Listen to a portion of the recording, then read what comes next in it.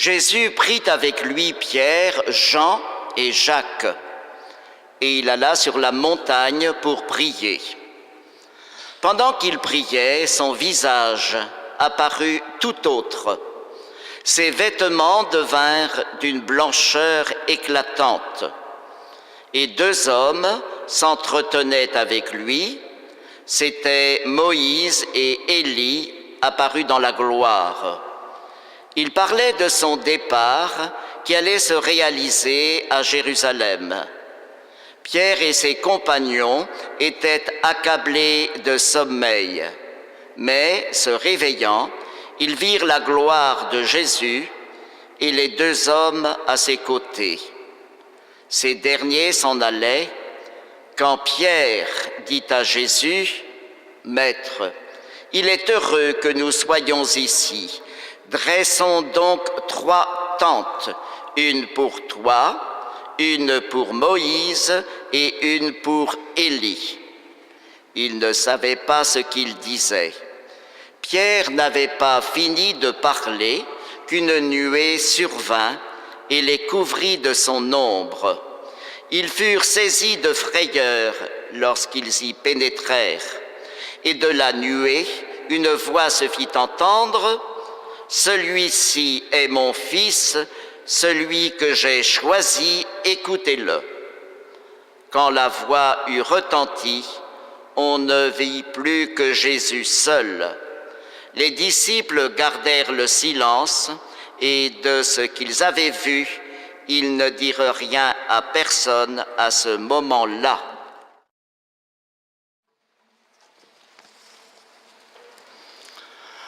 Dans notre paroisse, en cette année de la foi, nous proposons pendant le temps de carême des homélies sur le thème « Qu'est-ce que croire ?» Et aujourd'hui, c'est la foi, rencontrer Dieu en Jésus-Christ.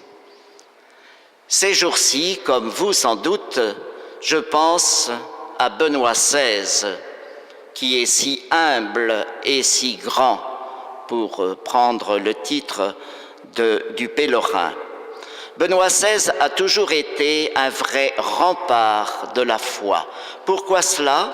Eh bien, à cause de la profondeur et de la justesse de sa doctrine. Et il a pris aussi une décision pleine de foi, comme dit notre archevêque. Tout au long de son pontificat, à travers ses encycliques, ses homélies, ses discours, ses livres, il n'a cessé de renvoyer au cœur même de la foi Jésus de Nazareth.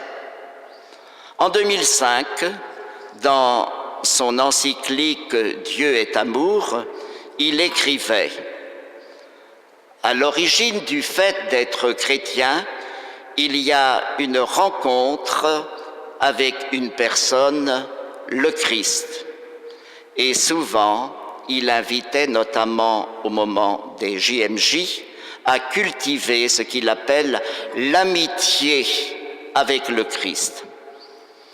Aujourd'hui, je vous propose de réfléchir à cet aspect de l'acte de foi, la foi, un acte de l'intelligence et du cœur. Nous nous posons parfois la question, comment savoir si j'ai la foi? Est-elle un sentiment, mais je ne ressens rien? Et est-elle un savoir sur Dieu? Je ne sais pas grand-chose. Certains se vanteraient d'avoir ce que l'on appelle la foi du charbonnier. Peut-être connaissez-vous l'expression. Cela veut dire la foi naïve d'un homme tout simple qui ne se pose aucune question. On se ferait une gloire de ne rien savoir, comme si l'ignorance était le plus sûr gage de la qualité de la foi. Certains chrétiens reprennent volontiers à leur compte le vieil adage attribué à Tertullien « Je crois parce que c'est absurde. Et volontiers, ils adoptent une attitude qu'on appelle fidéiste, c'est-à-dire qu'ils mésestiment le rôle de l'intelligence dans la foi. On rencontre certains groupes de chrétiens qui mettent l'accent sur les sentiments, sur l'affectif, sur les témoignages, à tel point qu'ils en arrivent à une dépréciation pernicieuse de la raison. Mais comme dit saint Augustin, il faut croire pour comprendre, et inversement, il faut comprendre pour croire. Dans notre monde d'aujourd'hui, ce n'est guère l'athéisme raisonné qui vient remplacer une foi religieuse plus ou moins en perte de vitesse, mais plutôt les crédulités qui sont souvent niaises. Par exemple, le recours croissant à l'astrologie, à la voyance, aux horoscopes, ce retour manifeste celui d'un univers magique typiquement païen. C'est le travail de la raison de montrer que la foi est digne de foi. La foi ne peut être un acte humain que parce qu'elle n'est pas irrationnelle. Elle se distingue de la superstition, de la crédulité. Nous avons toujours de bonnes raisons de croire, et c'est à notre intelligence de les apprécier. Chacun doit pouvoir dire, avec saint Paul, « Je sais en qui j'ai mis ma foi ». La foi, une adhésion à une personne, Jésus-Christ, à un toi en qui nous mettons notre espérance, notre confiance.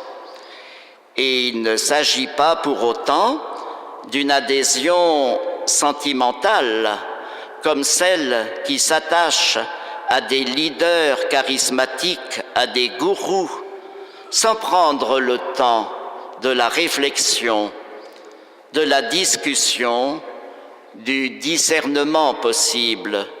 Il faut toujours se méfier d'une religion de l'émotion. Maintenant, je vous propose de rejoindre les textes de la liturgie de ce dimanche. Dans la première lecture, c'est le récit de l'alliance de Dieu avec Abraham.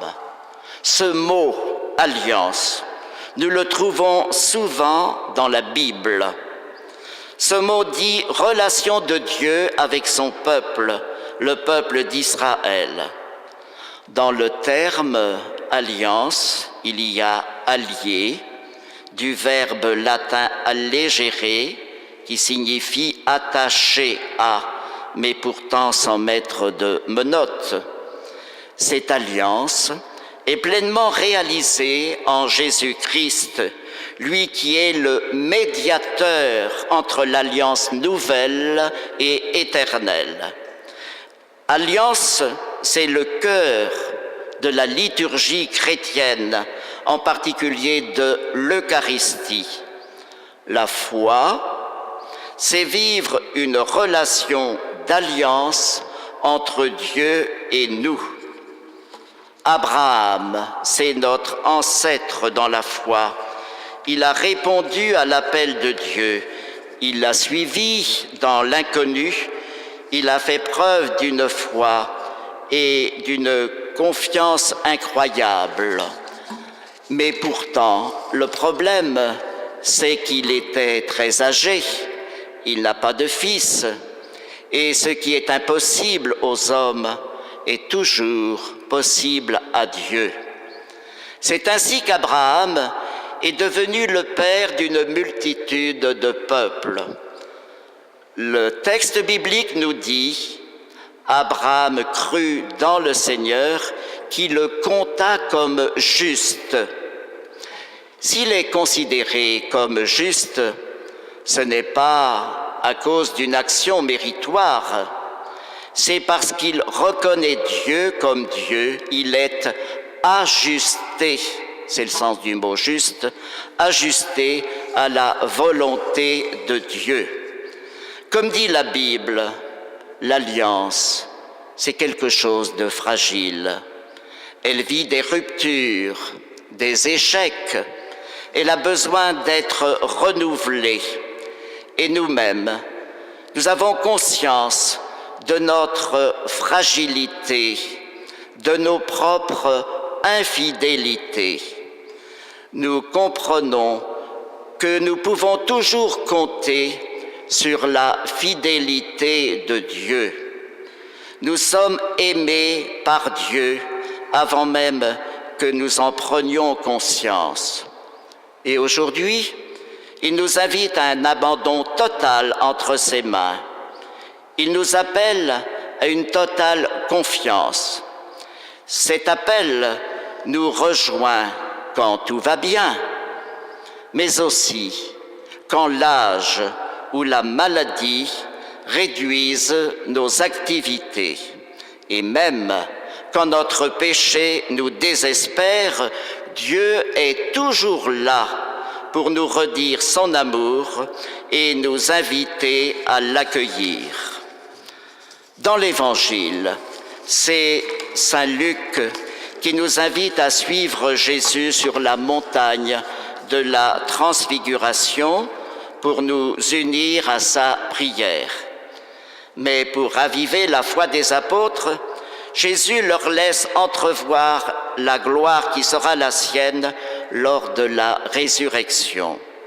C'est aussi à cette gloire que nous sommes tous appelés par Dieu lui-même. Aujourd'hui, en ce temps de carême, la voix du Père est toujours là. Celui-ci est mon Fils, écoutez-le. Vivre le carême, c'est accueillir le Christ, c'est lui donner la première place dans nos vies. C'est nous laisser guider par lui. C'est en lui que se réalise l'alliance de Dieu avec l'humanité. Au jour de notre baptême, nous sommes devenus enfants de Dieu. Nous portons le même germe de résurrection que Jésus, comme dit Paul dans la seconde lecture. Cette espérance de la résurrection doit transfigurer toute notre vie, nos luttes, nos souffrances, notre travail. Et c'est dans la prière que nous apprenons à connaître le regard que Dieu porte sur nos vies.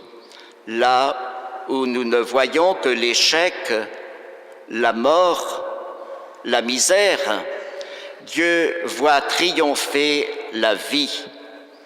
C'est de cette espérance en la résurrection que nous avons à témoigner dans notre monde d'aujourd'hui. Comme dit saint Paul dans la seconde lecture, c'est dans notre attachement au Christ que nous pouvons trouver la source de la vraie joie. Il nous faut tenir bon dans le Christ. Et comme il dit aussi, c'est notre devise, pour moi vivre, c'est le Christ. Amen.